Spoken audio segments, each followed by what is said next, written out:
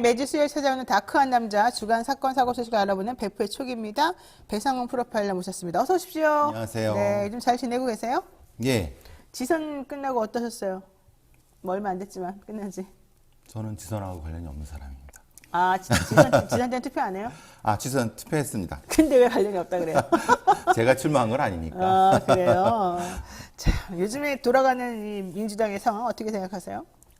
답답하죠. 답답하죠? 근데 왜 그래요, 그분들은? 우리 그 얘기 한번 해볼까 봐요. 학교 때 많이 알았던 사람들입니다. 학교 때 많이 알았던 사람들이에요? 예, 예. 누구? 선배들이고. 선배들이고. 뭐 아시다시피 뭐 이인영이나 뭐 그런 분들이 있죠. 이인영 아무 말도 안 했는데. 이게 이제 그런 쪽에 그런 있는 류. 86그룹들 86그룹들, 586그룹들. 뭐 친한 건 아닌데 예, 다 아는 사람들이다. 인간성을 안다. 이런 얘기죠. 개인적으로도 알고 다 아는데 조금 우유부단한 끼가 있는 것 같기도 하고. 근데 왜 이렇게 한 명한테만 책임을 전가시켜요? 솔직히. 그건 좀 이상하지 않아요? 그렇죠. 그래서 좀 답답하다는 게 그게 옳다고 생각하는 거니까 그러겠죠? 이낙연 대표는 왜 그렇게 메시지를 주고 가는 거야? 나 없을 때 니네끼리 알아서 정리해라 이거잖아요. 글쎄요. 이게 뭐 일종의 코스프레? 코스프레? 그러니까 뭐 자신이 롤모델로 생각하시는. 그러니까 본인 손에는 피 안 묻히고 니네끼리 정리해라 이거 아니야? 그러니까 이전에도 그런 비슷한 행동을 많이 형태로 했었어요. 그렇죠. 근데 그리고 왜 그분 말 이렇게 잘 들어요, 사람들이? 그래서 잘 듣는 게 아니라 그분의 팬클럽 분들이 계시겠죠. 예. 또 거기도 팬덤이네 그러면. 뭐 당연히 있지 않을까요? 근데 예. 팬덤 문화 때문에 망쳤다며. 이낙연 그렇게 대표요? 얘기했잖아요. 누가요? 예, 그쪽에서 그랬잖아요. 신문계에서. 사실은 어느 순간부터 팬덤에 우리가 빠져가지고 제대로 듣지를 않았고 이만 이 꼴이 됐다 이랬어요. 보고 배우는 거죠, 뭐 서로.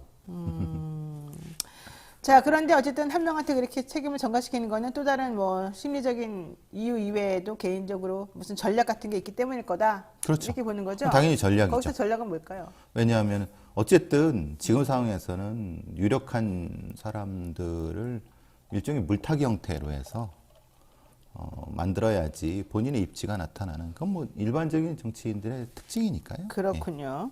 에리님, 손 안 대고 코 풀기 뭐 이런 얘기도 하셨는데 결과적으로는 본인에게 유리한 결과가 나올까요? 이렇게 하는 게 그렇지 장기적으로는 않습니다. 아닐 것 같은데. 저는 그렇게 생각하지 않습니다. 그래요. 예. 그래서 우리가 정치를 못하는 거예요. 그렇죠. 예. 자, 좋습니다. 베프의 촉 본격적으로 한번 시작을 해보죠. 자, 좀 전에는 그냥 지성 관련해서 우리가 전체적인 의견을 한번 들어봤고요. 예. 자, 부산 동백항 의문의 추락사에 대해서 한번 얘기를 한번 해보려고 합니다. 이게 동생하고 오빠가 앉아있다가 동생은 물에 빠지고 오빠만 살아나온 거잖아요. 처음 얘기 나왔을 때는 불행하긴 하지만 뭐 있을 수 있는 사건이다 생각했어요. 이 동생이 또 정상이 아니었다는 얘기도 있고 그래서 많이 편찮으셨죠. 예, 예. 아픈 사람이고 그래서 못 나왔나 보다 그랬거든요. 그러니까 평범한 사고인 줄 알았는데 보험금을 달라고 하면서부터 이제 양상이 바뀐 거예요. 그렇죠. 5월 어떻게 된 3일 날 겁니까? 벌어진 일입니다. 부산 네. 기장의 동백항에서 벌어진 일인데요. 그 CCTV 영상이 다 이제 확보돼 있습니다. 그렇죠. 그 멀리서 찍은 영상인데 이게 처음에는 이제 불행한 사고. 그러니까 누군가 이제 거기에 주차해 놨는데 아마 사이드 브레이크가 풀려서. 풀려갖고 그래 됐을 네. 것이라고 추정을 했는데 이제 실제로 이제 119 출동해 갖고 이런 여러 상황을 보니까 119들도 요즘은 이제 이런 걸 좀 예상을 하고 그렇죠. 예상이라기보다는 이제 많은 다양한 가능성을 놓고 주변에 있는 어떤 진술이나 이런 걸 다 기록해 놓거든요. 네. 그런 상황 그리고 당시의 공간 그리고 그것을 목격했던 사람들을 봤을 때 이건 좀 이상한데 그러니까 이제 경찰에서는 보험 관계 행적 찾아보니까 이거는 보통 사건이 아니다라고 해서 수사를 하게 됐는데 결국은 드러난 게 아까 진행자께서 말씀하신 것처럼 보험금 문제도 있고 네. 동생분은 뇌종양인데요. 뇌종양이었다고. 손을 못 움직인다고 합니다. 손을 못 예, 움직이니까 특히 못 도망. 오른손을. 오른손을. 그러니까 우리가 운전할 때 오른손을 못 움직이면 어떻게 됩니까? 예. 운전해서 이게 기아 조작하고 이런 게 안 브레이크 되는 잡아야 거죠. 근데 차는 지금 그 조작한 영상이 보이는 거예요. 그러네요. 그럼 그걸 누가 했느냐? 그럼 조수석에 있는 오빠가 하지 않았느냐? 그렇죠. 근데 CCTV에 그게 다 찍힌 겁니다. 왜냐하면 그 그렇게 당시에 그렇게 자세히 다 찍혀요 그런 게? 예, 요즘은 CCTV 화질 좋아갖고 오. 움직임과 조수석에 있는 그 오빠가 그 어떤 물건인지 하여튼 뭐를 조수석에서 옮기는 이런 게 나타나는 처음에는 뭐 거예요. 오빠랑 여동생이 자리를 바꿨다 이런 얘기도 있었는데. 근데 그걸 그건 아닌 것 봤는데 같고. 그게 아니라 아마도 조금 무력화된 여동생을 조수석에서 아니, 왜냐하면 이 오빠가 내렸다 탔다를 반복하고 그리고 그 안에 있는 짐을 빼고 그러니까 좀 이상한 행동을 많이 한 거예요. 경찰에서 가장 핵심적으로 봤던 거는 자기 짐을 뺐다는 거예요. 짐이 그러니까 물속에 빠질까봐 아까워서 끊어낸 예, 거죠? 감나가는. 아, 그리고 그거를 그걸 보고서 딱 예측하는구나. 119한테 이것 좀 해달라고 또 얘기를 했다는 거예요. 부탁까지. 예, 예. 그러니까 이거는 아니 이게 사고가 당한 사람이 있냐? 그러니까 이건 아니다라고 해서 이 상황이 이제 사건으로 된 거죠. 그러니까 자, 지난 5월 3일 남매가 함께 살고 있던 승용차가 바다에 빠졌는데 여동생은 사망하고 43살의 오빠는 탈출해서 목숨을 건졌습니다. 그런데 알고 봤더니 여동생은 오른손을 특히 쓸 수 없는 암 환자였고 그 여동생을 차 안에 앉혀놓고 오빠가 계속해서 뭔가 수상한 행동을 보인다는 그렇죠, 거죠. 예. 자기 물건을 빼기도 하고 차에서 내리기도 하고 여동생 손을 잡고 움직이기도 하고 뭔가 이해할 수 없는 행동을 오랫동안 반복을 한 다음에 동생은 빠져 죽고 자기만 살아나오는 거예요. 자, 그래서 수사망이 점점 좁혀 들어가는데 그 전에 먼저 보험금 탈 때까지 신청할 때까지는 뭐 그냥 일반적인 건가 보다라고 했어요.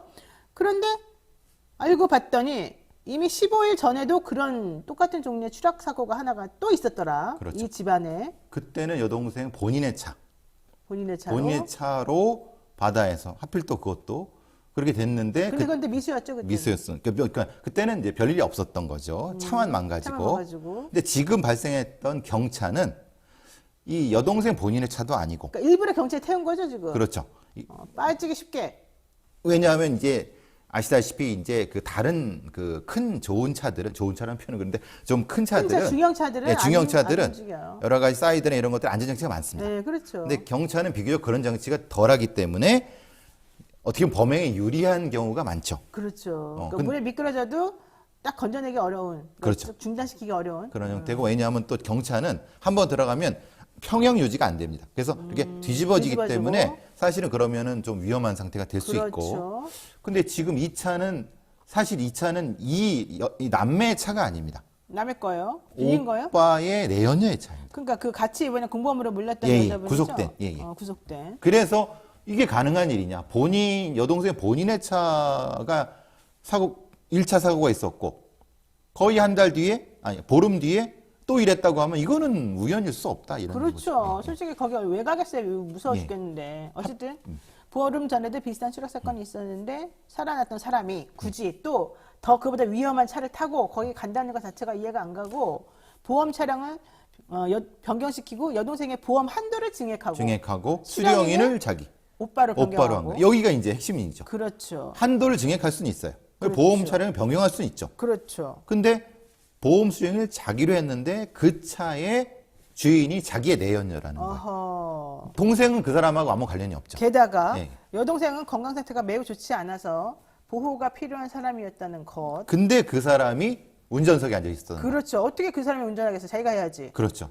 그러니까 이건 오빠가 분명히 뭔가를 했을 것이다. 그런데다가 오빠는 현장 답사까지. 예.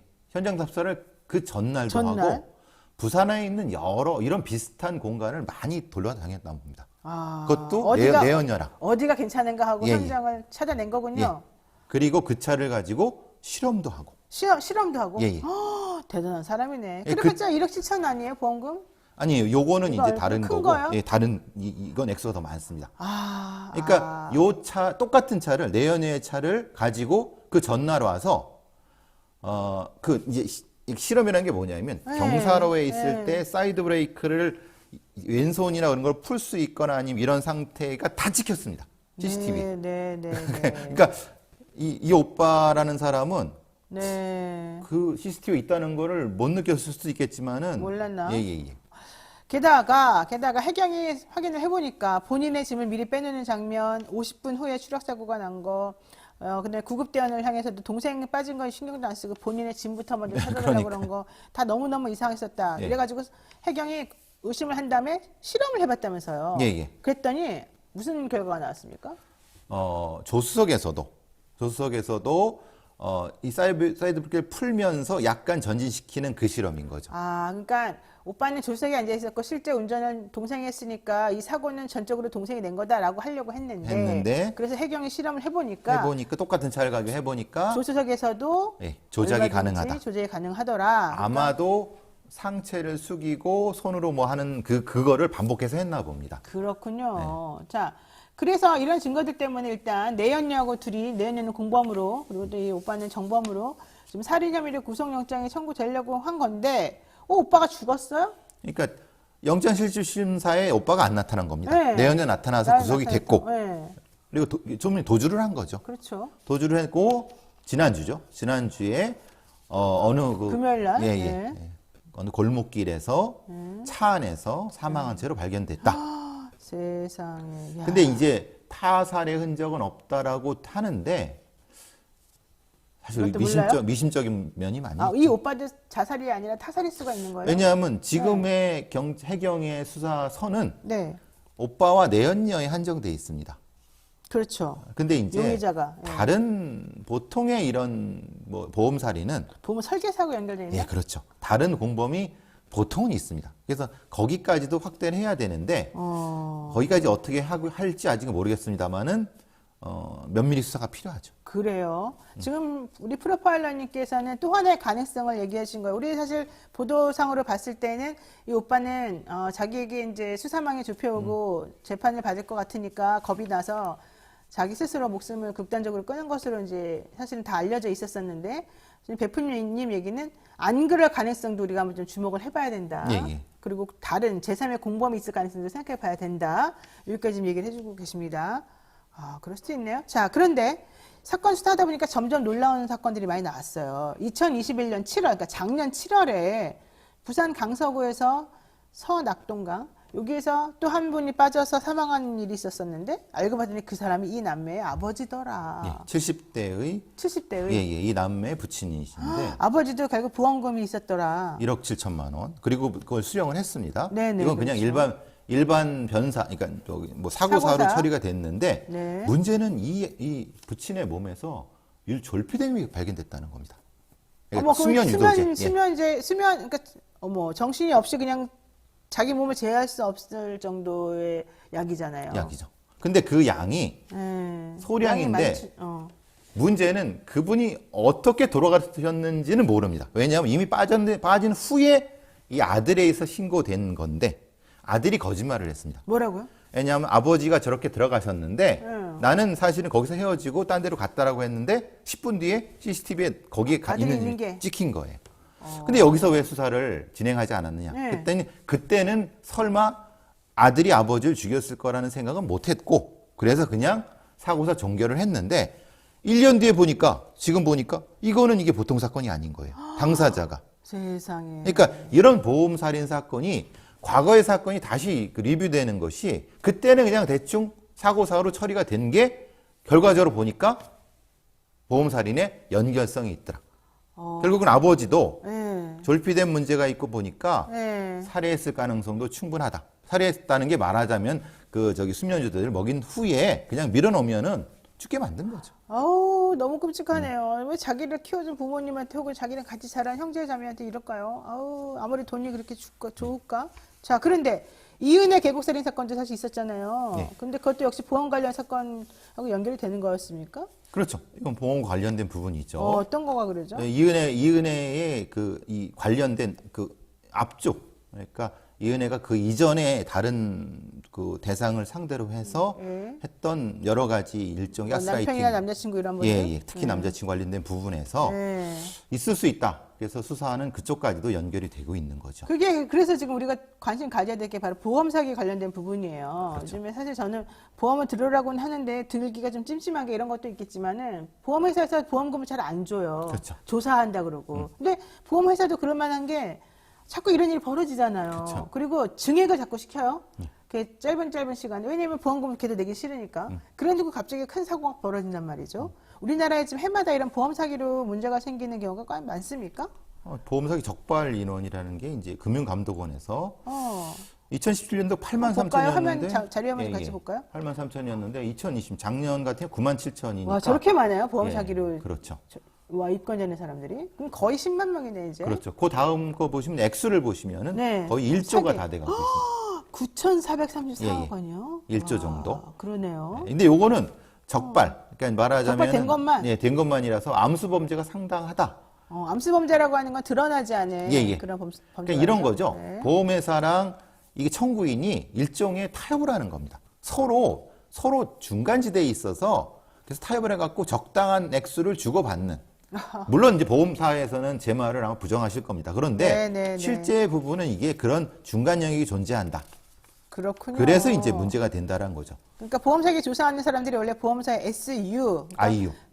SUI, 예. SIU죠. Special Investigation Unit. 예. 보험 사기 특별 조사반. 조사반, 예.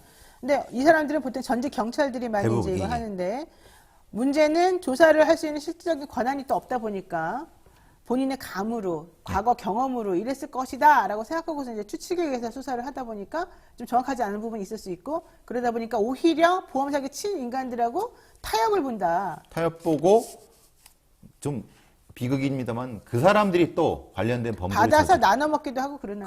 범죄를 저지르기도 하고 좀 참요. 복잡합니다. 여기. 그래요. 그래서 그런지 적발된 보험 사기 금액의 환수 실적도 매우 저조한 걸로 나오고요. 전체 금액 중에서 환수된 비율은 17.1%밖에 안 된다는 거잖아요. 실제로 15.2에서 17.1. 아, 그게 이제 환수금액 전 총액을 보면은 네. 그럼 나머지는 어디 갔습니까? 네. 나머지는 일반 국민들의 보험을 낸 거로 계속 우리가 메꾸는 낸 거죠. 거를. 예, 예. 그쵸. 이거 정당하게 받을 사람들이 못 받고. 네. 그러니까 보험사의 문제도 존재하는 겁니다. 네, 네. 그리고 제도의 문제도 존재하는 거고. 네, 네. 아, 말씀 듣다 보니까 짜증나네요. 그래도 오늘 여기까지 해야 될 것 같습니다. 네, 여러분 보험 사기 잘 들으셨죠? 형제자매 혹은 부모님에 대한 얘기 잘 들으셨죠? 내 주변 한번 다시 한번 돌아보시고 절대 이런 나쁜 범죄 저지른 사람 있으면 빨리 신고하시고 못하게 뿌리를 뽑아야 될 것 같습니다. 네, 노영의 뉴스인사이다 배상훈 프로파일러와 함께했습니다. 배 교수님 고맙습니다. 감사합니다.